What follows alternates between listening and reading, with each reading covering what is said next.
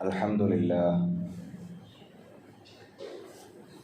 nahmaduhu wa nasta'inuhu wa nu'minu bihi wa natawakkalu alayhi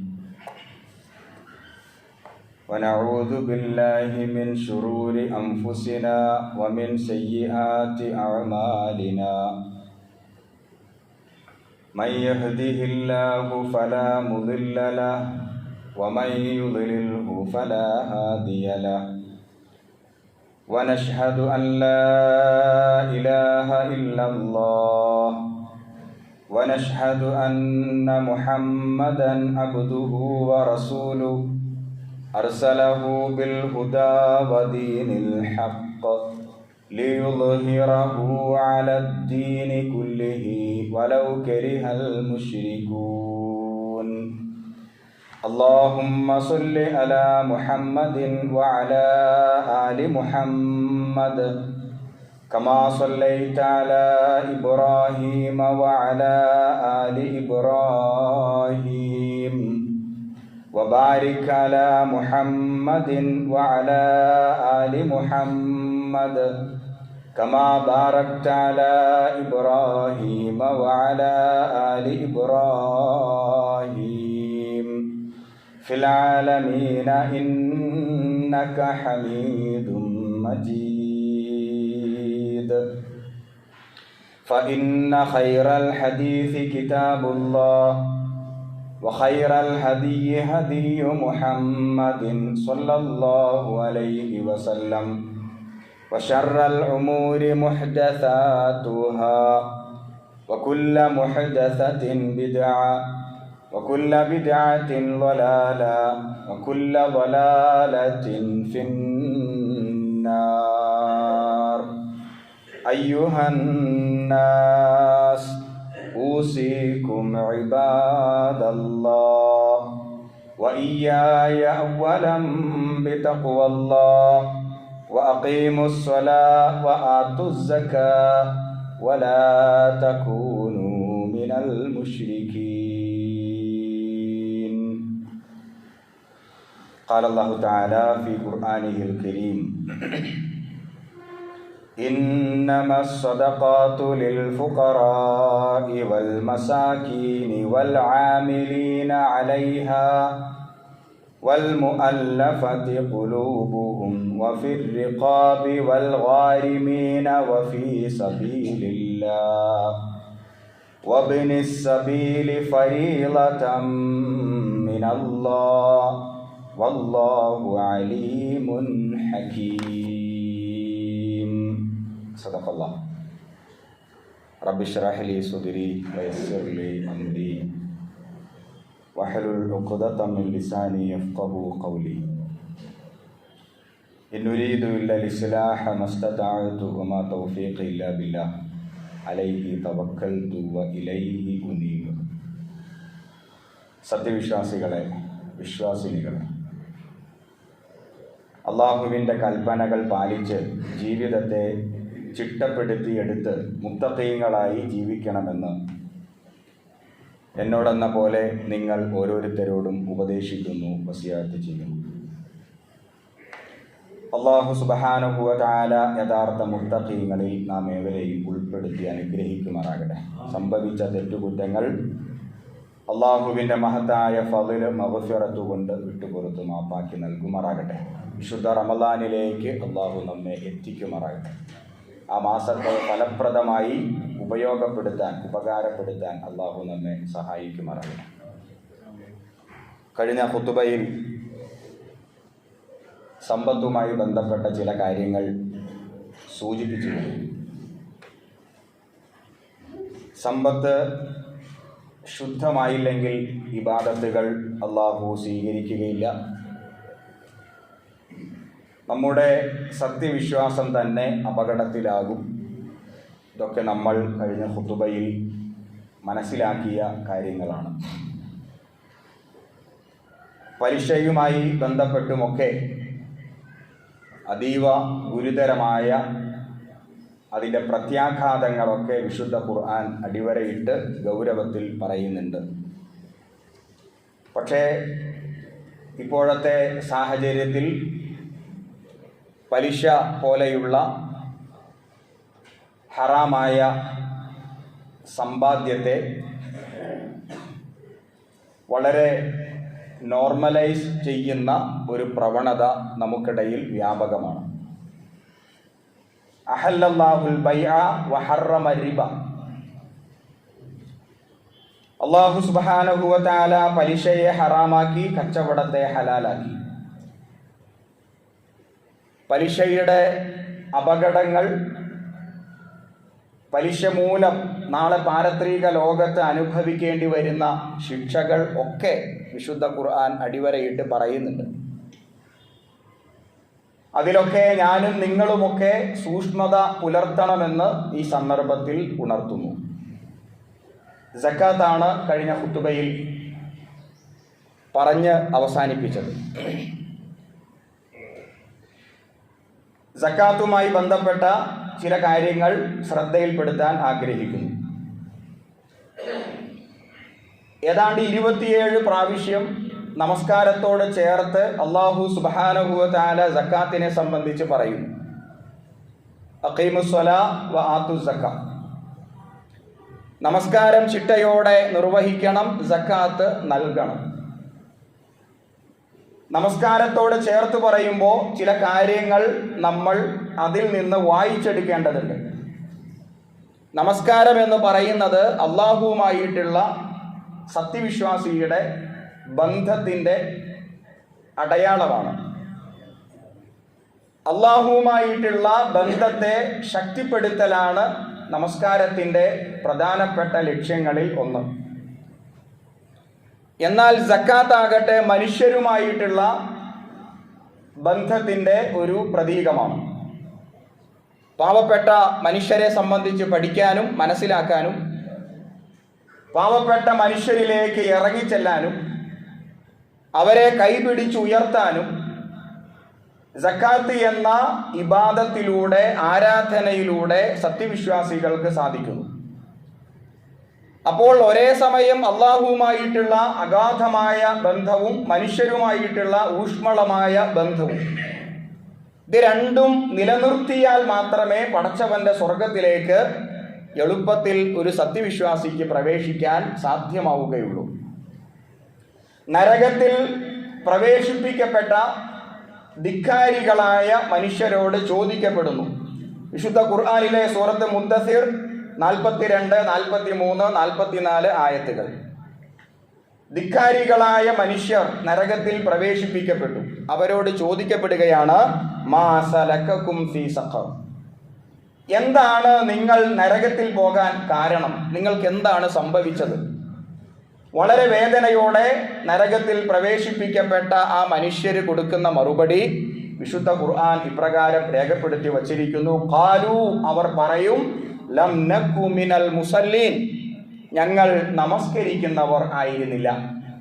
രണ്ടാമതായിട്ട് അവർ പറയുന്നു, വലം നക്കു നുത്ഇമുൽ മിസ്കീൻ, ഞങ്ങൾ പാവങ്ങൾക്ക് ആഹാരം കൊടുക്കാൻ വേണ്ടി പരിശ്രമിച്ചില്ല. 2 കാരണങ്ങളാണ് അവർ നിരത്തിയത്. ഒന്നാമത്തെ കാരണം, നമസ്കാരം ചിട്ടയോടെ നിർവഹിച്ചില്ല, അഥവാ അള്ളാഹുവുമായിട്ടുള്ള ബന്ധത്തിൻ്റെ കാര്യത്തിൽ ഒരു ശ്രദ്ധ, ഒരു ഗൗരവം ഞങ്ങൾ എടുത്തില്ല. രണ്ടാമത്തെ കാരണം, സമൂഹത്തിൽ ഞങ്ങളുടെ പ്രദേശത്ത് പട്ടിണി പാവങ്ങളായ ആളുകൾക്ക് ആഹാരം കൊടുക്കാൻ വേണ്ടിയുള്ള ഒരു പ്രേരണ ഞങ്ങൾ ചെലുത്തിയില്ല. അപ്പോൾ മനുഷ്യരുമായിട്ടുള്ള ബന്ധവും അള്ളാഹുവുമായിട്ടുള്ള ബന്ധവും ഒരുപോലെ സമമാണ്. അതങ്ങനെ തന്നെ കൊണ്ടു നടന്നാലേ നാളെ പരലോകത്തിൽ സ്വർഗം ലഭിക്കുകയുള്ളൂ എന്ന് വിശുദ്ധ ഖുർആൻ അടിവരയിട്ട് പറയുന്നു.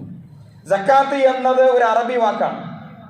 വിശുദ്ധ ഖുർആനിൽ വന്നിട്ടുള്ള ഒരു പ്രയോഗമാണ്. ഈ സക്കാത്ത് എന്ന വാക്കിൻ്റെ അർത്ഥം തന്നെ, ആ വാക്കിനെ കുറിച്ചൊന്ന് പഠിച്ചാൽ മതി, സക്കാത്ത് എന്താണെന്ന് ബോധ്യപ്പെടും. സക്കാത്ത് എന്ന അറബി വാക്കിനെ നമ്മൾ മലയാളത്തിലേക്ക് വിവർത്തനം ചെയ്യുമ്പോൾ അതിൻ്റെ അർത്ഥം, ഒരർത്ഥം വളർച്ച എന്നാണ്. വളരുക, അഥവാ സക്കാത്തിലൂടെ എന്താണ് സംഭവിക്കുന്നത്? ഞാൻ എൻ്റെ സമ്പത്തിൽ നിന്ന് ഒരു ഭാഗം, ഒരു വിഹിതം സക്കാത്തായി കൊടുക്കുമ്പോൾ സമ്പത്ത് അവിടെ വളരുകയാണ്. എൻ്റെ സമ്പത്തും വളരുന്നു, സമൂഹത്തിൽ സാമ്പത്തികമായ വളർച്ച ഒന്നുകൂടി ത്വരിതപ്പെടുന്നു. നമ്മൾ ചരിത്രത്തിൽ ഇതുവരെയും വായിച്ചിട്ടില്ല സക്കാത്ത് കൊടുത്തിട്ട് ഞാൻ പാപ്പരായി എന്ന് പറഞ്ഞ ഒരു സത്യവിശ്വാസിയെ നമുക്ക് ചരിത്രത്തിൽ ചൂണ്ടിക്കാണിക്കാൻ സാധ്യമല്ല. നമ്മൾ പല അർത്ഥത്തിൽ പാപ്പരാകാറുണ്ട്. നമ്മളുടെ തന്നെ നോട്ടക്കുറവ് മൂലം നമ്മുടെ ബിസിനസ് തകർന്നു പോകാറുണ്ട്. പക്ഷെ സക്കാത്ത് കൊടുത്തിട്ട് ഞാൻ ദരിദ്രനായത് സക്കാത്ത് കൊടുത്തിട്ടാണ് എന്ന് അഭിപ്രായപ്പെട്ട ഒരു സത്യവിശ്വാസിയെ സംബന്ധിച്ച് ചരിത്രത്തിൽ എവിടെയും നമുക്ക് വായിക്കാൻ കഴിഞ്ഞിട്ടില്ല എന്ന് മാത്രമല്ല അങ്ങനെ വായിക്കാനും സാധ്യമല്ല. അപ്പോൾ സക്കാത്ത് കൊടുക്കുമ്പോൾ എന്താണ് സംഭവിക്കുന്നത്? എൻ്റെയും സമ്പത്ത് വളരുന്നു, സമൂഹത്തിൽ സാമ്പത്തികമായ സംവിധാനങ്ങൾ ഒന്നുകൂടി ശക്തിപ്പെടുന്നു. അപ്പൊ ആ പദത്തിൽ തന്നെ സക്കാത്ത് എന്താണ് എന്ന് നമുക്ക് വായിച്ചെടുക്കാം. സക്കാത്ത് എന്ന അറബി വാക്കിന്റെ അർത്ഥം വളർച്ച. രണ്ടാമത്തെ അതിന്റെ അർത്ഥം ശുദ്ധീകരണം എന്നാണ്. സക്കാത്ത് കൊടുത്താലേ എൻ്റെ സമ്പത്ത് ശുദ്ധീകരിക്കപ്പെടുകയുള്ളൂ. സക്കാത്ത് കൊടുക്കാത്ത എൻ്റെ പണം ശുദ്ധമായ പണമല്ല. സമ്പത്ത് അല്ലെങ്കിൽ പണം എന്നത് പലപ്പോഴും ദൈവമായിട്ട് മാറാറുണ്ട്. സമ്പത്തിനെ നമ്മൾ അറിയാതെ പൂജിക്കാറുണ്ട്. സമ്പത്ത് ദൈവമായിട്ട് മാറ്റപ്പെടാറുണ്ട്. അല്ലദീ ജമഅ മാലം വഅദ്ദദ യഹ്സബു അന്ന മാലഹു അഖ്ലദ. വിശുദ്ധ ഖുർആൻ അങ്ങനെയുള്ളവരെ സംബന്ധിച്ച് ഇങ്ങനെയാണ് പറഞ്ഞത്. അല്ലദീ ജമഅ മാലൻ വഅദ്ദദ. അവരിങ്ങനെ സമ്പത്ത് ഒരുമിച്ച് കൂട്ടി അത് എണ്ണിക്കണക്കാക്കി അങ്ങനെ അവർ സൂക്ഷിച്ചു വയ്ക്കുന്നു. അത് ആർക്കും അവർ കൊടുക്കുന്നില്ല. യഹ്സബു അന്ന മാലഹു അഖ്ലദ. അവൻ വിചാരിക്കുന്നു ഈ സമ്പത്ത് എന്നെ നിത്യനാക്കുന്നു എന്ന്. അപ്പൊ സമ്പത്ത് ദൈവമായിട്ട് മാറുകയാണ്, സമ്പത്തിനെ പൂജിക്കുകയാണ്.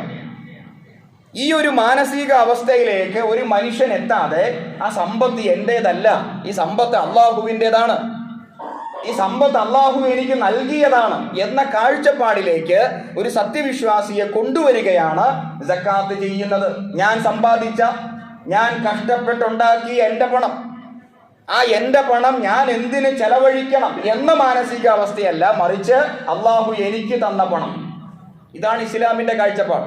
അള്ളാഹു എനിക്ക് തന്ന പണം, ഇത് എൻ്റെ അധ്വാനമുണ്ടാകാം, എൻ്റെ പല നിരീക്ഷണങ്ങൾ ഉണ്ടാകാം, എൻ്റെ വീക്ഷണങ്ങൾ ഉണ്ടാകാം, ഒക്കെ ശരിയാണ്. പക്ഷേ ആ സമ്പത്ത് ഉണ്ടാക്കാനുള്ള കഴിവ് അള്ളാഹുവാണ് എനിക്ക് തന്നത്. ഇത് അള്ളാഹുവിൻ്റെ സമ്പത്താണ്, അള്ളാഹുവിൻ്റെ പണമാണ്. ആ പണം അള്ളാഹു പറയുന്ന പോലെ ഞാൻ ചെലവഴിക്കേണ്ടതുണ്ട്. അപ്പോൾ സക്കാത്തിലൂടെ ഒരു വ്യക്തിയുടെ മനസ്സ് ശുദ്ധീകരിക്കപ്പെടുന്നു, സമ്പത്ത് ശുദ്ധീകരിക്കപ്പെടുന്നു. അപ്പൊ അതിൽ ആ സക്കാത്ത് എന്ന പദത്തിൽ തന്നെ എന്താണ് സക്കാത്ത് എന്ന് അടങ്ങിയിട്ടുണ്ട്. ഈ സക്കാത്തിനി ആർക്കാണ് കൊടുക്കേണ്ടത്? ഞാനിവിടെ ഓതി വെച്ച ആയത്ത് സൂറത്ത് തൗബയിലെ 60-ാമത്തെ ആയത്താണ്. ഈ ആയത്ത് എല്ലാ സത്യവിശ്വാസികളും മനഃപ്പാഠമാക്കി വെക്കേണ്ടതാണ്. സക്കാത്ത് കൊടുക്കാൻ ബാധ്യസ്ഥരായ എല്ലാ വിശ്വാസികളും, ഈ ബാധ്യസ്ഥരായവർ മാത്രമല്ല, സക്കാത്തുമായി ബന്ധപ്പെട്ട ചർച്ചയിൽ, പഠനത്തിൽ എല്ലാ സത്യവിശ്വാസികളും മനഃപ്പാഠമാക്കി വയ്ക്കേണ്ട ഒരു ആയത്താണ് സൂറത്ത് തൗബയിലെ 60-ാമത്തെ ആയത്ത്. അല്ലാഹു സുബ്ഹാനഹു വ തആല പറയുന്നു, ഇന്നമസ് സദഖാതു ലിൽ ഫുഖറാഇ. നിങ്ങൾ സക്കാത്ത് കൊടുക്കേണ്ടത് അതിൽ ഒന്നാമത്തെ വിഭാഗം ഫുഖറാ, ഫഖീർ, പാവപ്പെട്ടവർ. ഫക്കീർ എന്ന അറബി വാക്കിന്റെ അർത്ഥം പാവപ്പെട്ടവർ, അഥവാ കണ്ടാൽ തന്നെ അറിയാം ആ വ്യക്തിക്ക് ദാരിദ്ര്യമുണ്ട് എന്ന്. അപ്പൊ നമ്മൾ സാധാരണ പറയും ഉണ്ണിയെ കണ്ടാൽ അറിയാം ഊരിലെ പഞ്ഞം. അപ്പൊ ആ വ്യക്തിയെ കാണുമ്പോൾ തന്നെ അദ്ദേഹത്തിന്റെ വേഷം, അദ്ദേഹത്തിന്റെ രൂപം, അദ്ദേഹത്തിന്റെ വീട്ടിലെ സാഹചര്യങ്ങൾ, അദ്ദേഹവുമായി ബന്ധപ്പെട്ട ഏതൊരു സംഗതിയെ നോക്കുമ്പോഴും അറിയാം ആ വ്യക്തി പാവപ്പെട്ടവനാണ് എന്ന് കാണുമ്പോൾ തന്നെ ബോധ്യപ്പെട്ടു. അങ്ങനെയുള്ളവരെയാണ് അറബി ഭാഷയിൽ ഫക്കീർ എന്ന് പറയുക. രണ്ടാമതായി പറഞ്ഞു വൽ മസാക്കീൻ, ഇന്നമസ് സദഖാതു ലിൽ ഫുഖറാഇ വൽ മസാക്കീൻ. മിസ്കീൻ, മിസ്കീൻ എന്ന അറബി വാക്കിന് പാവപ്പെട്ടവർ എന്നാണ് അർത്ഥം. പക്ഷെ ആരാണ് മിസ്കീൻ? മുഹമ്മദ് നബി സ്വല്ലല്ലാഹു അലൈഹി വസല്ലം പറഞ്ഞു, ആരാണ് മിസ്കീൻ? കണ്ടാൽ മനസ്സിലാവില്ല, അന്തസ്സോടെ ജീവിക്കുന്നവരാണ്. വേഷം കണ്ടാൽ അറിയില്ല, ആരോടും ഒന്നും ചോദിക്കാറില്ല, യാചിക്കാറില്ല, പക്ഷേ പ്രയാസങ്ങളുണ്ട്. ആ പ്രയാസങ്ങൾ തുറന്ന് ആരോടും പറയാറില്ല. അത് അന്തസ് അല്ലെങ്കിൽ അഭിമാനത്തെ ഓർത്തിട്ട് ആരോടും മിണ്ടില്ല, ഉള്ളത് കൊണ്ട് തൃപ്തിപ്പെട്ട് അടങ്ങി ഒതുങ്ങി. പക്ഷേ പ്രയാസങ്ങളും ദുരിതങ്ങളും കഷ്ടപ്പാടുകളും ഒക്കെ ഉണ്ട്. അങ്ങനെ ജീവിച്ചു കൊണ്ടിരിക്കുന്ന ഒരു വിഭാഗം ആളുകൾക്കാണ് മസാക്കീൻ എന്ന് പറയുന്നത്. അത്തരം ആളുകളെ പ്രത്യേകം സക്കാത്തുമായി ബന്ധപ്പെട്ട് അള്ളാഹു എടുത്തു പറഞ്ഞു. പിന്നീട് വൽ ആമിലീന അലൈഹ മൂന്നാമത്തെ വിഭാഗമാണ്. വൽ ആമിലീന അലൈഹ എന്ന് പറഞ്ഞാൽ സക്കാത്തുമായി ബന്ധപ്പെട്ട് ജോലി ചെയ്യുന്നവര്, സക്കാത്ത് ശേഖരിക്കല്, അതിന്റെ പിരിവ്, അതിന്റെ കളക്ഷൻ, അതിന്റെ എഴുത്തുകുത്തുകളൊക്കെ, അതിനു വേണ്ടി ഒരു വിഭാഗം ഫുൾ ടൈമറായിട്ട് ഫുൾ ടൈം വർക്ക് ചെയ്യാനായിട്ട് ഒരു വിഭാഗം അതിനു വേണ്ടി രംഗത്ത് വരേണ്ടതുണ്ട്. സക്കാത്ത് ജോലിക്കാർ. അപ്പൊ ആ സക്കാത്തുമായി ബന്ധപ്പെട്ട് ജോലി ചെയ്യുമ്പോൾ അവർക്ക് മറ്റ് ബിസിനസ്സോ മറ്റ് ജോലിയോ ചെയ്യാൻ കഴിയില്ല. അപ്പൊ അവർക്ക് ശമ്പളം വേണം, അവരുടെ കുടുംബവും ജീവിക്കണം. അപ്പൊ അവരുടെ ആവശ്യങ്ങൾ നിവർത്താൻ വേണ്ടി സക്കാത്തിൽ നിന്ന് ഫണ്ട് അനുവദിക്കണം. വൽ മുഅല്ലഫത്തി ഖുലൂബ് മനസ്സിണക്കപ്പെട്ടവര് ഇസ്ലാം സ്വീകരിക്കാൻ തയ്യാറാ, പക്ഷേ സ്വീകരിക്കാനായിട്ട് ആ കടന്നു വരുമ്പോൾ ഒരുപാട് പ്രതിസന്ധികളുണ്ട്. ആ പ്രതിസന്ധിയെ മറികടക്കാനുള്ള സമ്പത്തില്ല. എന്നാൽ ഇസ്ലാമാണ് സത്യമതം എന്ന് അംഗീകരിക്കുന്നു, പക്ഷേ അങ്ങനെ കുറെ ആളുകൾ ഉണ്ടാകും. അങ്ങനെയുള്ള ആളുകളുടെ സംരക്ഷണം, അതുമായി ബന്ധപ്പെട്ട് സക്കാത്തിന്റെ ഫണ്ട് മാറ്റിവെക്കണം. അടിമകളെ മോചിപ്പിക്കാൻ വേണ്ടി, അത് അടിമത്ത സമ്പ്രദായവുമായി ബന്ധപ്പെട്ട ചർച്ചയാണ്. വൽ ഗാരിമീന കടബാധ്യതർ, കടമുള്ളവർ അവരുടെ കടം മുഴുവനായിട്ട് തീർക്കാൻ വേണ്ടി വഫീ സബീലില്ല, പടച്ചവന്റെ മാർഗം. പടച്ചവന്റെ മാർഗം എന്ന് പറഞ്ഞാൽ അള്ളാഹ്ക്ക് തൃപ്തിപ്പെട്ട പ്രവർത്തനങ്ങളാണ്. പള്ളി, മദ്രസ, സ്കൂള്, ആതുരാലയങ്ങൾ, അങ്ങനെ സാമൂഹിക വികസനം, ജനങ്ങൾക്ക് ഉപകാരപ്പെടുന്ന ജനോപകാരപ്രദമായ പ്രവർത്തനങ്ങളൊക്കെയും അള്ളാഹുവിന്റെ മാർഗത്തിൽ എന്നാണ് അതിന്റെ അർത്ഥം. അവസാനമായി പറഞ്ഞു വബിനി സബീൽ, വഴിയാത്രക്കാർ, വഴിയാധാരമാക്കപ്പെട്ടവർ. ഇങ്ങനെ 8 വിഭാഗത്തെ സൂറത്ത് തൗബയിലെ 60-ാമത്തെ ആയത്തിൽ ഫരീദത്തൻ മിനല്ലാഹ്, ഇത് അല്ലാഹ് ഫറലാക്കിയിരിക്കുന്നു. വല്ലാഹു അലീമുൻ ഹക്കീം, അല്ലാഹു സർവജ്ഞനാണ്, അല്ലാഹു ഹക്കീമാണ്. ഈ 60-ാമത്തെ ആയത്ത് നമ്മളൊക്കെയും ശരിക്കും വായിച്ച് പഠിച്ച് മനസ്സിലാക്കേണ്ടതാണ്. ഈ 8 വിഭാഗത്തിനാണ് സക്കാത്ത് കൊടുക്കേണ്ടത്. സക്കാത്തിന് അർഹതപ്പെട്ടവർ ഈ 8 വിഭാഗമാണ്. ഇനി സക്കാത്ത് എങ്ങനെയാണ് കൊടുക്കേണ്ടത്? ഈ 8 വിഭാഗത്തെ അള്ളാഹു എണ്ണി പറഞ്ഞല്ലോ. അതിൽ ഏറ്റവും പ്രധാനപ്പെട്ട നമ്മുടെ ഇടയിൽ കടന്നു വരുന്ന 3 വിഭാഗമാണ്. 1 ഫക്കീർ, 2 മിസ്കീന്, 4 കടബാധ്യതർ. ഇത് നമ്മുടെ സമൂഹത്തിൽ വ്യാപകമാണ്. പിന്നെ അതിന്റെ തൊട്ടടുത്ത് വരുന്നു ഫീ സബീലില്ല, പടച്ചവന്റെ മാർഗം, പള്ളി, മദ്രസ, ദൈവികമായ പടച്ചവന്റേതായ അള്ളാഹ്ക്ക് തൃപ്തിപ്പെട്ട കുറെ സ്ഥാപനങ്ങളുടെ നിർമ്മാണം, ഫീ സബീലില്ല, അതും നമ്മുടെ ഇടയിലേക്ക് കടന്നു വരുന്ന മറ്റൊരു കാര്യമാണ്. അപ്പോ തുറന്നു പറഞ്ഞാൽ 3 കാര്യങ്ങൾ അഥവാ 3 വിഭാഗം, ഫഖീർ, മിസ്കീന്, അതുപോലെ കടബാധ്യത, ഇതാണ് നമുക്കിടയിൽ വ്യാപകമായിട്ടുള്ളത്. അപ്പൊ എങ്ങനെയാണ് ഈ സക്കാത്ത് കൊടുക്കേണ്ടത്? ഞാനെന്ന വ്യക്തി ഒറ്റയ്ക്കാണോ ചെയ്യേണ്ടത്? ഇസ്ലാമിന്റെ ഒരു സ്വഭാവത്തെ കുറിച്ച് പറഞ്ഞാൽ, ഇസ്ലാമിന്റെ ഏറ്റവും പ്രധാനപ്പെട്ട ഒരു പ്രത്യേകത അതിന്റെ സംഘടിതമായ സ്വഭാവമാണ്. ഇപ്പോൾ നിങ്ങൾ വെള്ളിയാഴ്ച എല്ലാവരും പള്ളിയിലേക്ക് എത്തി. നമ്മൾ ജുമാ നമസ്കരിക്കുന്നത് സംഘടിതമായിട്ടാണ്. ഒരാൾ വിചാരിക്കുന്നു ഞാൻ ഒറ്റയ്ക്ക് വീട്ടിൽ തന്നെ ജുമാ നമസ്കരിക്കാൻ പോവുകയാണ്, എനിക്ക് വെള്ളിയാഴ്ച പള്ളിയിലേക്ക് പോകാൻ കഴിയില്ല എന്ന് ഒരാൾ തീരുമാനിച്ചാൽ അയാൾക്ക് ജുമാ കിട്ടില്ല. അത് ജുമാ നമസ്കാരമാവില്ല. ജുമാ കിട്ടണമെങ്കിൽ സംഘടിതമായിട്ട് എല്ലാവരും വരുന്ന പള്ളിയിലേക്ക് വരണം. അപ്പോൾ സംഘടിതമായിട്ട് സംഘടിച്ചുകൊണ്ട് ആണ് നമ്മൾ ജുമാ നമസ്കരിക്കുന്നത്. അതുപോലെ ജുമാ നമസ്കാരം മാത്രമല്ല, ഫർളായ നമസ്കാരങ്ങളൊക്കെ സംഘടിതമായിട്ടാണ്, ഒരുമിച്ചാണ്. അനിവാര്യമായ കാരണങ്ങൾ ഇല്ലെങ്കിൽ ഈ സംഘടിതമായ നമസ്കാരത്തിൽ നിന്ന് വിട്ടുനിൽക്കാൻ അനുവാദമില്ല. ഇനി നോമ്പെടുക്കുമ്പോൾ ആ നോമ്പ് എങ്ങനെയാണ് എടുക്കാറ്? റമദാൻ മാസത്തിൽ ലോക മുസ്ലിങ്ങൾ നിലാവ് കണ്ടതായി പ്രഖ്യാപിക്കപ്പെടുമ്പോൾ എല്ലാവരും ഒരുമിച്ച് സംഘടിതമായിട്ടാണ് നോമ്പെടുക്കാറ്. ഒരാൾ വിചാരിക്കുന്നു ഞാൻ ശവ്വാൽ മാസത്തിലെ നോമ്പെടുക്കൂ, എനിക്ക് റമദാൻ മാസത്തിൽ നോമ്പെടുക്കാൻ പറ്റില്ല എന്നൊരാൾ തീരുമാനിച്ചാൽ തീർച്ചയായിട്ടും ആ നോമ്പ് സ്വീകരിക്കപ്പെടുകയില്ല. റമദാൻ മാസത്തിലെ നോമ്പായിട്ട് സ്വീകരിക്കപ്പെടില്ല, സുന്നത്തായ നോമ്പായി സ്വീകരിക്കപ്പെട്ടേക്കാം. അതേപോലെ ഹജ്ജിന് വേണ്ടി പോകുന്നു. ദുൽഹജ്ജ് 8-ാം തീയതിയാണ് ഹജ്ജ് ആരംഭിക്കുന്നത്. അപ്പൊ ഹജ്ജിന് വേണ്ടി പോകുമ്പോൾ ആ ദുൽഹജ്ജ് മാസത്തിൽ 8-ാം തീയതി എല്ലാവരും സംഘടിച്ചാണ് ഹജ്ജ് എന്ന ഇബാദത്ത് ചെയ്യുന്നത്. ആരെങ്കിലും ഒറ്റയ്ക്ക് ഹജ്ജിന് പോകാറുണ്ടോ? അല്ലെങ്കിൽ ഞാൻ ദുൽഹജ്ജ് മാസത്തിൽ ഹജ്ജിന് വേണ്ടി പോവില്ല, ഞാൻ വേറെ ഏതെങ്കിലും ഒരു മാസത്തിൽ ഹജ്ജിന് വേണ്ടി എനിക്ക് ഉപകാരപ്പെടുന്ന, എനിക്ക് എളുപ്പമുള്ള, എനിക്ക് എൻ്റെതായ താല്പര്യങ്ങൾക്ക് ഇണങ്ങുന്ന ഒരു മാസത്തിൽ ഞാൻ ഹജ്ജിന് വേണ്ടി പോയിക്കൊള്ളാം എന്ന് ഒരാൾ തീരുമാനിച്ചാൽ അയാൾക്ക് ഹജ്ജ് കിട്ടില്ല. അപ്പൊ അതിന്റെ അർത്ഥം എന്താ? ഇസ്ലാമിന്റെ സവിശേഷത സംഘടിതമായി, എല്ലാം സംഘടിതമായിട്ടാണ്. നമസ്കാരം സംഘടിതമായി, ഹജ്ജ് സംഘടിതമായി, നോമ്പ് സംഘടിതമായി, ഒറ്റയ്ക്ക് ആരും ഒന്നും ചെയ്യുന്നില്ല. ഇതേപോലെ തന്നെയാണ് സക്കാത്തും, അതും സംഘടിതമായിട്ടാണ് കൊടുക്കേണ്ടത്. അപ്പൊ സംഘടിതമായി കൊടുത്താലേ സക്കാത്തിന്റെ ലക്ഷ്യം പൂർത്തിയാവുകയുള്ളൂ. സക്കാത്ത് കൊടുക്കുമ്പോ എന്റെ ലക്ഷ്യം എന്താ? സ്വർഗമാണ്. പക്ഷെ രണ്ടാമത് ഭൗതികമായി അതിന്റെ ലക്ഷ്യം എന്താ? ദാരിദ്ര്യ നിർമാർജനമാണ്. പട്ടിണി പാവങ്ങളെ കൈപിടിച്ച് ഉയർത്തലാണ്. നമുക്ക് അവരെ മുതലാളിമാരാക്കാൻ പറ്റില്ല, പക്ഷേ ഒരു നിലവാരത്തിലേക്ക് അവരെ എത്തിക്കാൻ പറ്റും. അങ്ങനെ പട്ടിണി പാവങ്ങൾ, പാവങ്ങളില്ലാത്ത, യാചനയില്ലാത്ത, യാചകരില്ലാത്ത ഒരു മുസ്ലിം സമുദായത്തെ സൃഷ്ടിക്കലാണ് സക്കാത്തിന്റെ ലക്ഷ്യം. അപ്പൊ ആ ലക്ഷ്യം പൂവണിയണമെങ്കിൽ, ആ ലക്ഷ്യം സാക്ഷാത്കരിക്കപ്പെടണമെങ്കിൽ അത് ഒറ്റയ്ക്ക് നിർവഹിച്ചാൽ സാധ്യമാവുകയില്ല. പിന്നീട് സക്കാത്തുമായി ബന്ധപ്പെട്ട് മറ്റൊരു സംശയം എന്നുള്ളത്, ഭരണകൂടം ഉണ്ടെങ്കിലേ സക്കാത്ത് നിർബന്ധമാവുകയുള്ളൂ.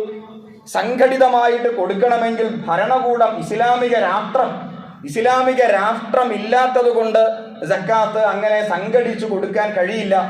ഭരണാധികാരിയാണ് സക്കാത്തുമായി ബന്ധപ്പെട്ട് പിരിവൊക്കെ നടത്തേണ്ടത് എന്ന ഒരു കാഴ്ചപ്പാട് ശരിയാണ്. അത് ഇസ്ലാമിന്റെ നിയമം അങ്ങനെയാണ്. പക്ഷേ നമ്മൾ മനസ്സിലാക്കേണ്ടത്, ഈ നമസ്കാരം എന്ന് പറയുന്ന സംഗതി എപ്പോഴാണ് ഉണ്ടായത്? 13 കൊല്ലം മുഹമ്മദ് നബി സല്ലല്ലാഹു അലൈഹി വസല്ലമയും സഹാബിമാരും മക്കയിൽ ജീവിച്ചല്ലോ. ഈ മക്കയിൽ അന്ന് ഇസ്ലാമിക ഭരണകൂടമല്ല ഉള്ളത്. മക്കയിൽ മറ്റൊരു ഭരണകൂടമാണ്. അവിടെ പ്രവാചകരും സഹാബിമാരും നമസ്കരിച്ചു, പക്ഷേ സംഘടിതമായിട്ടല്ല. പള്ളി ഉണ്ടാക്കിയിട്ടില്ല, ബാങ്ക് വിളിച്ചിട്ടില്ല. പിന്നെ അവർക്ക് കഴിയുന്ന രൂപത്തിലൊക്കെ ഒറ്റയ്ക്കും വീട്ടിലും സ്വകാര്യമായിട്ടും രഹസ്യമായിട്ടും അവർ നമസ്കാരം നിർവഹിച്ചു. ഇതേപോലെ പള്ളി ഉണ്ടാക്കി സംഘടിതമായിട്ട് ബാങ്കും ഇക്കാമത്തും കൊടുത്ത് നമസ്കാരം തുടങ്ങിയത് മദീനയിൽ വന്ന ശേഷമാണ്. ആദ്യമായിട്ട് റസൂൽ കരീം സല്ലല്ലാഹു അലൈഹി വസല്ലം നിർമ്മിച്ച പള്ളിയാണ് മസ്ജിദുൽ ഖുബ. പിന്നീട് വന്ന പള്ളിയാണ് മസ്ജിദുൻ നബവി. അപ്പോ സംഘടിതമായിട്ട് നമസ്കാരം തുടങ്ങിയത് 13 കൊല്ലങ്ങൾക്ക് ശേഷം മദീനയിലേക്ക് വന്ന് ഒരു ഇസ്ലാമിക രാഷ്ട്രമൊക്കെ ആയ ശേഷമാണ്. ഇനി നോമ്പ് എന്ന് പറയുന്ന ഈ സംഗതി എപ്പോഴാണ് ഉണ്ടായത്? മക്കയിൽ വച്ച് റസൂലും സഹാബിമാരും നോമ്പെടുത്തിരുന്നു, ആരും കാണാതെ സ്വകാര്യമായിട്ട്. നിലാവ് കണ്ടിരിക്കുന്നു, എല്ലാവരും നോമ്പെടുത്തോ എന്ന പ്രഖ്യാപനം നടത്താൻ അവിടെ സ്വാതന്ത്ര്യമില്ല. രഹസ്യമായിട്ട് റസൂല് ഉത്തരവ് കൊടുത്തു, രഹസ്യമായി സഹാബിമാര് നോമ്പെടുത്തു. പക്ഷേ മദീനയിലേക്ക് വന്നു, ഒരു ഇസ്ലാമിക രാജ്യമായി കഴിഞ്ഞപ്പോൾ നിലാവ് കണ്ടു, പ്രഖ്യാപനം വന്നു. റമദാൻ മാസത്തിൽ ആവേശത്തോടെ എല്ലാവരും ഒറ്റക്കെട്ടായി നോമ്പെടുത്തു. നമസ്കാരങ്ങളൊക്കെ ഭംഗിയായി പള്ളിയിൽ നടന്നു. അപ്പോൾ ഭരണകൂടമായ ശേഷമാണ് ഈ സംഗതികളൊക്കെ വന്നത്. ഹജ്ജ് എപ്പോഴാണ് ഉണ്ടായത്? മക്കയിൽ വച്ച് ഹജ്ജിന് ആരെങ്കിലും പോയോ? 13 കൊല്ലക്കാലം കഅബ അവിടെ ഉണ്ട്, ആരും ഹജ്ജിന് പോയിട്ടില്ല. അന്ന് ഹജ്ജ് നിയമമായിട്ടില്ല, കാരണം ഭരണകൂടമില്ല. ഭരണകൂടമായി കഴിഞ്ഞു മദീനയിൽ. അപ്പോഴാണ് റസൂൽ കരീം സല്ലല്ലാഹു അലൈഹി വസല്ലമയും അതേപോലെ സഹാബിമാരൊക്കെ ഹജ്ജിന് വേണ്ടി പോയത്. ചുരുക്കി പറഞ്ഞാൽ, ഭരണകൂടം ഉണ്ടെങ്കിലേ ആരാധനാ കർമ്മങ്ങൾ അതിൻ്റെ സവിശേഷമായ ആ ഒരു പ്രാധാന്യത്തിൽ ചിട്ടയോടെ നിർവഹിക്കാൻ സാധിക്കുകയുള്ളൂ. ഭരണകൂടമായ ശേഷമാണ് നമസ്കാരം വന്നത് ചിട്ടയോടെ. ഭരണകൂടമായ ശേഷമാണ് ഹജ്ജ് വന്നത് അതിൻ്റെ ചിട്ടയോടെ, വ്യവസ്ഥയോടെ. ഭരണകൂടമായ ശേഷമാണ് നോമ്പ് അതിൻ്റെ വ്യവസ്ഥാപിതമായിട്ട് വന്നത്, സക്കാത്തും വന്നത്. അപ്പോൾ ഭരണകൂടമില്ലെങ്കിൽ നിസ്കരിക്കേണ്ടതില്ല. നമ്മൾ ആരെങ്കിലും അങ്ങനെ തീരുമാനിച്ചോ? ഭരണകൂടമില്ല, ഇന്ത്യൻ സാഹചര്യത്തിൽ മുസ്ലിങ്ങൾക്ക് ഒരു ഇസ്ലാമിക രാഷ്ട്രമില്ല, ശരി. പക്ഷെ ഇന്ത്യയിലെ ഭരണഘടന നമുക്ക് നൽകുന്ന സ്വാതന്ത്ര്യം, അവകാശം, ആ ഭരണഘടനയെ മാനിച്ചുകൊണ്ട് നമ്മൾ പള്ളി ഉണ്ടാക്കി, നമസ്കരിക്കാനുള്ള സംവിധാനം ഉണ്ടാക്കി. അപ്പൊ ഇസ്ലാമിക രാഷ്ട്രം ഇല്ലെങ്കിലും നമസ്കാരം നടക്കുന്നു. അതെങ്ങനെ? നമ്മൾ അതിന് വേണ്ട പഴുതുകൾ കണ്ടെത്തിയില്ലേ? പള്ളി ഉണ്ടാക്കി, ഇമാമിനെ വച്ചു, ഖത്തീബുണ്ട്, ഉസ്താദുണ്ട്, ബാങ്കിന് വേറെ ആളുണ്ട്, പള്ളി ക്ലീൻ ചെയ്യാൻ ആളുണ്ട്, പള്ളിയുണ്ട്, പള്ളി കമ്മിറ്റിയുണ്ട്. ഇതൊക്കെ നമ്മൾ ഉണ്ടാക്കിയത് ഭരണകൂടം ഇല്ലാത്തത് കൊണ്ട് മറ്റൊരു വഴി കണ്ടെത്തിയതാണ്. അതേപോലെ ഭരണകൂടമില്ല, നമ്മളൊക്കെ നോമ്പെടുക്കുന്നില്ലേ? നിലാവ് കണ്ടതായിട്ട് പ്രഖ്യാപനം വരുന്നു, നോമ്പെടുക്കുന്നു. അപ്പോൾ ഭരണകൂടമില്ലെങ്കിലും നോമ്പ് എന്ന കർമ്മം, ഇബാദത്ത് ഇവിടെ ഭംഗിയായി നടക്കുന്നു. അതിന് വേണ്ട മറ്റൊരു സംവിധാനം നമ്മൾ കണ്ടെത്തിയല്ലോ. ഭരണകൂടം ഇല്ലാത്തത് കൊണ്ട് നോമ്പെടുക്കേണ്ടതില്ല, ഇനി ആരും നോമ്പെടുക്കേണ്ടതില്ല എന്ന പ്രഖ്യാപനം വന്നോ? ഇല്ല. ഭരണകൂടമില്ല, നമ്മളൊക്കെ ഹജ്ജിന് പോകുന്നുണ്ടല്ലോ. ഈ ജനാധിപത്യ മതേതര രാജ്യം നമുക്കതിന് സ്വാതന്ത്ര്യം തന്നിരിക്കുന്നു. ഇവിടുത്തെ ഭരണഘടന ആ ഒരു മൗലികമായ അവകാശം നമുക്ക് നൽകിയിരിക്കുന്നു. ആ സ്വാതന്ത്ര്യത്തെ ഉപയോഗപ്പെടുത്തി നമ്മളൊക്കെയും ഹജ്ജിന് പോകുന്നു. ഇപ്പൊ ഭരണകൂടം ഇല്ലാത്തത് കൊണ്ട് ഇനി ആരും ഹജ്ജിന് പോകേണ്ടതില്ല, ഒരു ഇസ്ലാമിക രാഷ്ട്രമായ ശേഷം എല്ലാവരും ഹജ്ജിന് പോയാൽ മതി എന്ന ഒരു ഫത്വ ആരെങ്കിലും ഇറക്കിയോ? ഇല്ല. അതേപോലെ തന്നെയാണ് പ്രിയമുള്ളവരെ സക്കാത്തും. ഭരണകൂടമില്ലെങ്കിൽ അതിന് വേണ്ട ബദൽ സംവിധാനം ഏർപ്പെടുത്തണം. അവിടെ മാത്രം നിങ്ങൾ ഇവിടെ ഫത്വകളൊക്കെ പരിശോധിക്കുക. ഭരണകൂടമില്ലാത്തത് കൊണ്ട് ആരും സക്കാത്ത് സംഘടിതമായി കൊടുക്കേണ്ടതില്ല, ഒറ്റയ്ക്ക് കൊടുത്താൽ മതി എന്നതാണ് നമ്മുടെ നാട്ടിൽ പലരും പറയുന്നത്. ഭരണകൂടമില്ലാത്തത് കൊണ്ട് പള്ളി വേണ്ട, എല്ലാവരും വീട്ടിൽ ഒറ്റയ്ക്ക് നമസ്കരിച്ചാൽ മതി എന്ന് പറയുന്നില്ല. ഭരണകൂടമില്ലാത്തത് കൊണ്ട് ആരും ഹജ്ജിന് പോകേണ്ടതില്ല എന്നും പറയുന്നില്ല. അതൊക്കെ സംഘടിതമായി നമ്മൾ നടത്തുന്നു. പക്ഷെ ഭരണകൂടമില്ലാത്തത് കൊണ്ട് സക്കാത്ത് ആരും സംഘടിതമായി കൊടുക്കേണ്ടതില്ല, ഒറ്റയ്ക്ക് കൊടുത്താൽ മതി. അപ്പോൾ ഒരു ബദൽ സംവിധാനം അവിടെ ആവശ്യമില്ലേ? ആ ബദൽ സംവിധാനമാണ് സക്കാത്ത് കമ്മിറ്റികൾ.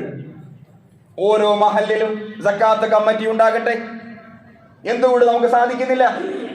സക്കാത്തിന്റെ ലക്ഷ്യം എന്താ? ദാരിദ്ര്യ നിർമാർജനം. ഞാനൊരു ഉദാഹരണം പറയാം. നമ്മുടെ മഹല്ല് സങ്കല്പിക്കുക, ഒരു മഹല്ല്. ആ മഹല്ലിൽ ഏതാണ്ട് 1000 കുടുംബമുണ്ട് സങ്കല്പിക്കുക. ഈ 1000 കുടുംബത്തിൽ ഏതാണ്ട് 400 കുടുംബക്കാര് സക്കാത്ത് കൊടുക്കാൻ കഴിവുള്ളവരാണ്, സാമ്പത്തികമായി ശേഷിയുള്ളവരാണ്. ഏതാണ്ട് 300 കുടുംബക്കാരെ സക്കാത്ത് മേടിക്കാനും അർഹതപ്പെട്ടവരാണ്, സാമ്പത്തികമായി ശേഷിയില്ലാത്തവരാണ്.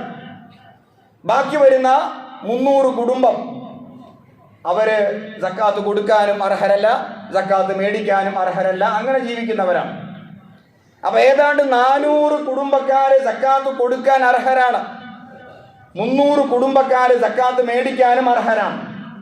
1000 കുടുംബമുള്ള ഒരു മഹല്ല്, ആ മഹല്ലിൽ ഒരു സക്കാത്ത് കമ്മിറ്റി ഉണ്ടാവട്ടെ. സക്കാത്ത് പിരിക്കാൻ, അത് ശേഖരിക്കാൻ, അത് മേടിക്കാൻ, അത് കളക്ട് ചെയ്യാൻ കുറച്ച് ജോലിക്കാരും ഉണ്ടാകട്ടെ. ഇവിടെ ഞാൻ ഓതി വെച്ച സൂറത്ത് തൗബയിലെ 60-ാമത്തെ ആയത്തിൽ വൽ ആമിലീന അലൈഹ, സക്കാത്ത് ജോലിക്കാർ, അതിന് കഴിവുള്ള, സക്കാത്തുമായി പഠിച്ച, സക്കാത്തിനെ കുറിച്ച് മനസ്സിലാക്കിയ സക്കാത്ത് ജോലിക്കാർ ഉണ്ടാകട്ടെ. ആ ആമിലീന അലൈഹ, അവർക്ക് ശമ്പളം സക്കാത്തിൽ നിന്ന് നിശ്ചയിക്കട്ടെ. ഈ സക്കാത്ത് ജോലിക്കാരെ സക്കാത്ത് മേടിക്കാൻ, സക്കാത്ത് കൊടുക്കാൻ അർഹതപ്പെട്ടവരെ സമീപിച്ചിട്ട് അവരുടെ സമ്പത്ത്, അത് ശമ്പളക്കാരാകാം, കച്ചവടക്കാരാകാം, പല അർത്ഥത്തിൽ പണം സമ്പാദിക്കുന്നവർ നമുക്കിടയിലുണ്ട്. ബിസിനസ്, ജോലി, അത് അല്ലാത്ത വേറെ പണസമ്പാദന മാർഗങ്ങൾ ഒക്കെ ഉണ്ടല്ലോ. അവരുടെ കൃത്യമായ കണക്കെടുപ്പ് നടത്തട്ടെ, കൃത്യമായി അവരിന്ന് സക്കാത്ത് പിരിക്കട്ടെ. അങ്ങനെ ആ ഒരു വർഷം ഈ 400 കുടുംബത്തിൽ നിന്ന് സക്കാത്ത് പിരിച്ചപ്പോ ഏതാണ്ട് 1 കോടിയോളം രൂപ കിട്ടുന്നു. 300 കുടുംബക്കാരാണ് സക്കാത്ത് മേടിക്കാൻ അർഹതപ്പെട്ടവർ. 1 കോടിയോളം രൂപ പള്ളി കമ്മിറ്റി, പള്ളി സക്കാത്ത് കമ്മിറ്റി പിരിച്ചെടുക്കുന്നു. ഈ പിരിച്ചെടുത്ത തുക കൊണ്ട് 300 പേരെ പഠിക്കുന്നു. ഈ 300 പേരിൽ ഏറ്റവും അർഹതപ്പെട്ടവരുടെ പ്രശ്നം എന്താ? വീടില്ലാത്തവരുണ്ട്, ജോലിയില്ലാത്തവരുണ്ട്, പിന്നെ കടം കൊണ്ട് ഇടങ്ങേറായവരുണ്ട്. ആ കടം കൊണ്ട് ഇടങ്ങേറായവരുടെ കടം തീർക്കൽ ഏതാണ് ഏറ്റവും പ്രയാസപ്പെട്ടത്? ഏറ്റവും അർഹതപ്പെട്ടവർ ആരാണോ അവർക്ക് കൊടുത്ത് അവരുടെ പ്രശ്നം പരിഹരിക്കുന്നു. കിതാബുൽ ഉമ്മ, ഷാഫി മദ്ഹബിലെ വളരെ പ്രാമാണികമായ ഒരു ഗ്രന്ഥമാണ് കിതാബുൽ ഉമ്മ. അതിൽ ഇമാം ഷാഫിഈ റഹ്മത്തുള്ളാഹി അലൈഹി പറയുന്നു, അൽ അസഹുൽ മൻസൂസ് ഫിൽ ഉമ്മി യുഅതാ കുല്ല മിൻഹുമാ കിഫായത്തൽ അംറിൽ ഗാലിബ്. ഒരുവന്റെ പ്രശ്നം പൂർണ്ണമായി പരിഹരിക്കലാണ് സക്കാത്ത്. എൻ്റെ പ്രശ്നം കടമാണ്, എനിക്ക് 10 ലക്ഷം കടമുണ്ട്. ആ 10 ലക്ഷം രൂപയും തന്ന് എന്നെ കടത്തിൽ നിന്ന് രക്ഷപ്പെടുത്തണം. ഇതാണ് ഇമാം ഷാഫിഈ റഹ്മത്തുള്ളാഹി അലൈഹി. എൻ്റെ പ്രശ്നം ഒരു വീടില്ല, എനിക്ക് ജോലിയുണ്ട്, ജീവിക്കാനുള്ള വകയുണ്ട്, പക്ഷേ ഒരു വീട് നിർമ്മിക്കാനുള്ള വകയില്ല. അത്രയും പണം എൻ്റെ അടുത്തില്ല. അന്നന്ന് ജീവിച്ചു പോകാൻ എൻ്റെ അടുത്ത് പൈസയുണ്ട്, പക്ഷേ എനിക്ക് വീടില്ല. എനിക്കൊരു വീട് വച്ച് നൽകണം. എനിക്ക് വീടുണ്ട്, പക്ഷെ ജീവിക്കാൻ തൊഴിലില്ല. ദാരിദ്ര്യമാണ്.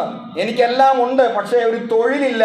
എനിക്ക് എന്താണോ തൊഴിൽ, അതറിയുന്ന, തൊഴിലുമായി ബന്ധപ്പെട്ട് എനിക്ക് അറിയാവുന്ന മേഖല, ആ മേഖലയിൽ എനിക്കൊരു തൊഴിൽ സംഘടിപ്പിച്ച് നൽകണം. ഇത് ആരാ ചെയ്യണ്ടേ? സക്കാത്ത് കമ്മിറ്റി. അങ്ങനെ ആ ഒരു കൊല്ലത്തിൽ 20 കുടുംബക്കാരെ രക്ഷപ്പെടുത്തി. സങ്കല്പിക്കുക, 20 കുടുംബക്കാരെ രക്ഷപ്പെടുത്തി. അങ്ങനെ 4, 5, 6 കൊല്ലം കൊണ്ട് ആ മഹലിൽ പിന്നെ സക്കാത്ത് മേടിക്കാൻ ആരുമില്ല. പിന്നെ സക്കാത്ത് മേടിക്കാൻ അവിടെ ആളില്ല. ആ മഹലിൽ എല്ലാവരെയും സ്വയം പര്യാപ്തരാക്കി. കൊല്ലം പണക്കാര് പണം കൊടുക്കുന്നു, കൊല്ലം പാവങ്ങൾ മേടിക്കുന്നു. ഈ പണം കൊടുക്കുന്ന പണക്കാരെ കൊടുത്ത് മരിച്ചുപോയി. ഈ പണം മേടിക്കുന്ന പാവങ്ങൾ മേടിച്ച് മരിച്ചുപോയി. ഒരു വികസനം ഉണ്ടായില്ല. ഇതല്ല സക്കാത്ത്. അപ്പൊ സക്കാത്തിന്റെ ലക്ഷ്യം ദാരിദ്ര്യ നിർമ്മാർജ്ജനം, കൈപിടിച്ചുയർത്തൽ. അപ്പൊ കൈപിടിച്ചുയർത്തുമ്പോൾ തീർച്ചയായിട്ടും പിന്നെ അവിടെ സക്കാത്ത് മേടിക്കാൻ ആളില്ല. സ്വയം പര്യാപ്തതയിലേക്ക് ഇസ്സത്തോടെ, പ്രതാപത്തോടെ ജീവിക്കുന്ന മുസ്ലിം സമുദായം. അതിന് പകരം ഇപ്പൊ നമ്മൾ എന്താ ചെയ്യാറ്? എൻ്റെ അനുഭവത്തിൽ പറഞ്ഞാൽ, ഭർത്താവ് മരിച്ചുപോയ ഒരു പെണ്ണ്, ഒരു വിധവയായ സ്ത്രീ, വാപ്പയമ്മ രോഗികളാണ്, ജീവിക്കാൻ ഗതിയില്ല, വകയില്ല. ഒരു കുട്ടിയുണ്ട്. ആ കുട്ടിയെ എടുത്തിട്ട് ഒക്കെ തിരുത്തി മഹല്ല് കമ്മിറ്റിയെ സമീപിക്കുകയാണ്. മഹല്ല് കമ്മിറ്റിയോട് കാര്യം പറഞ്ഞു, എനിക്ക് ഭർത്താവില്ല, മരിച്ചുപോയി, ഞാൻ വിധവയാണ്, എനിക്ക് കയറി കിടക്കാൻ ഒരു വീടില്ല, എൻ്റെ ഉപ്പയും ഉമ്മയും രോഗികളാണ്, എന്നെ ഒന്ന് സഹായിക്കണം എന്ന് പറഞ്ഞപ്പോൾ പള്ളി കമ്മിറ്റി കൂടി, മഹല്ല് കമ്മിറ്റി കൂടി തീരുമാനം എടുത്തു. ആ തീരുമാനം ഒരു പേപ്പറിൽ എഴുതി.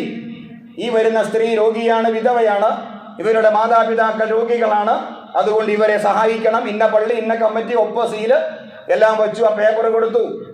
എന്നിട്ട് പറഞ്ഞു, നാട് നീളെ നിങ്ങൾ യാചിക്കുക, തെണ്ടുക, പോയി പിരിക്കുക. ഇവിടെ ഒന്നുമില്ല, അഥവാ ഇവിടെ നിന്നൊന്നും കിട്ടില്ല. നിങ്ങൾ ഈ കുട്ടിയെ എടുത്തിട്ട് റമദാൻ മാസം വരാൻ പോവല്ലേ, നിങ്ങൾ നാട് നീളെ യാചിക്കുക. യാചനയ്ക്ക് പ്രോത്സാഹനം നൽകുന്ന പള്ളി കമ്മിറ്റികൾ. ഇതെന്തൊരു പള്ളി കമ്മിറ്റിയാണ്? അപ്പൊ ഇസ്ലാമിൽ യാചന ഇല്ല.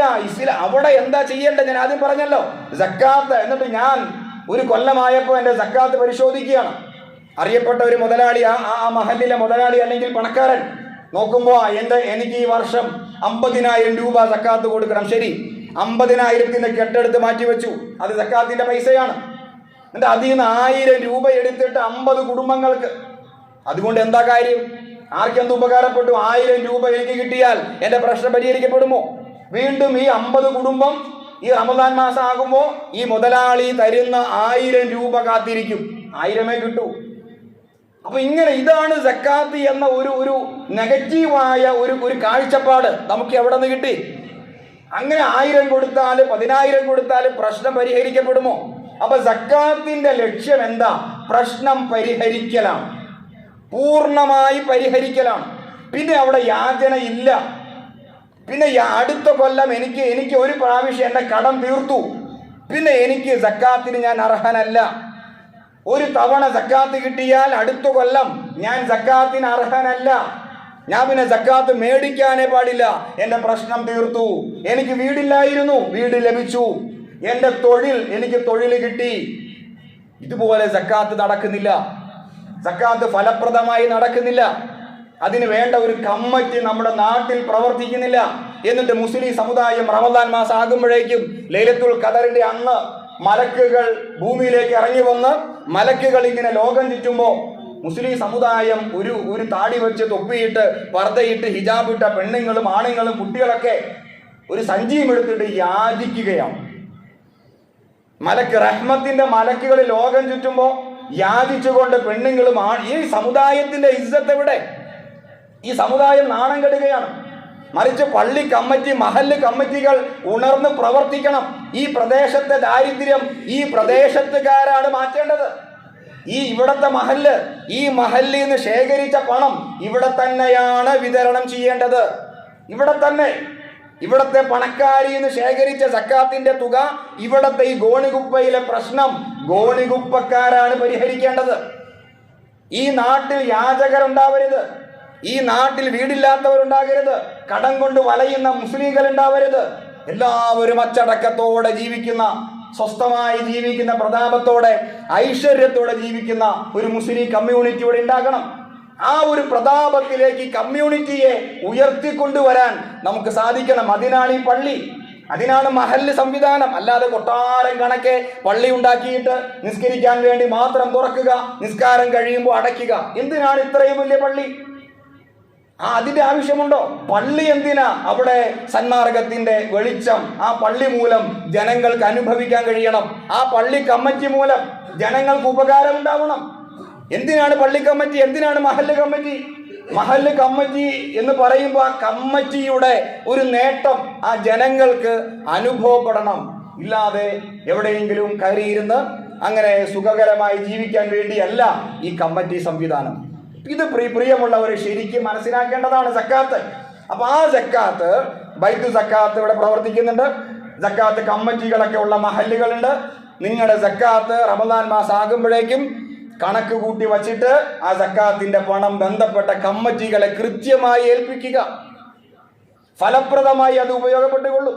പിന്നെ സദക്കയുണ്ട്. സദക്ക വേറെയാണ്. അത് നിർബന്ധമായ ദാനമല്ല, സുന്നത്തായ ദാനമാണ്.